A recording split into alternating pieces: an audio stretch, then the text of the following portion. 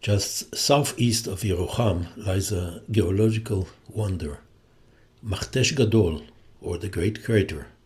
It is one of the three major Makhteshim in the Negev, massive erosion cirques that are unique to this region.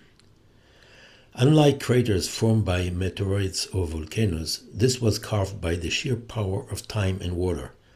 The story began 25 million years ago with the birth of the Great Rift Valley. As the African and Arabian plates pulled apart, the Arava Valley dropped to 350 meters below sea level, the lowest point on Earth. This massive drop created a vacuum effect for water drainage.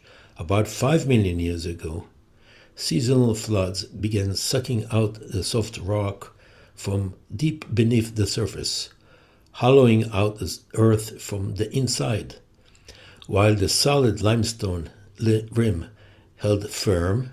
The center collapsed and sank, eventually forming a massive basin 5 kilometers wide and 10 kilometers long. Over millions of years, the gap between the crater floor and its towering cliffs grew to a staggering 400 meters difference. The process finally settled about 8,000 years ago, and thanks to the bone-dry desert climate, this prehistoric masterpiece has been perfectly preserved for us to see today. The floor of the Makhtesh Gadol is a geological treasure chest because the erosion process that acts like a time machine peeled away layers of young rock to reveal ancient formations that are usually buried deep underground.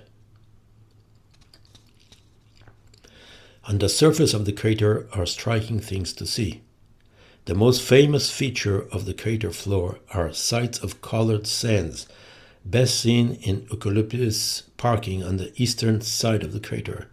Because the erosion cut through layers of sandstone from the lower Cretaceous period, about 130 million years ago, the sand is naturally pigmented by different minerals. There are vibrant shades of purple, pink, orange, yellow, and deep red. This is caused by various concentrations of iron oxides, rust, and manganese. Many people bring clear bottles to create layered sand art from the natural colors found right on the ground. Millions of years ago, this entire area was at the bottom of the Tethys Ocean. As you walk the crater floor, you can find physical evidence of this ancient sea, like snail-like shells of ammonites and calcified remains of coral reefs. In certain sections of the crater floor, you can find fragments of petrified trees. Looking towards the edges of the crater floor, because of the tectonic pressure that created the bulge before it collapsed, the rock layers are not horizontal, they are tilted at sharp angles. You can see massive fins of rock sticking out of the ground, looking like the back of a prehistoric dinosaur. Because the towering walls of the Makhtesh Gadol acted as nearly impassable barrier, most ancient travelers were forced to navigate around its edges, such as the route from Avda to Yeruham. However, some desert routes coursed the crater.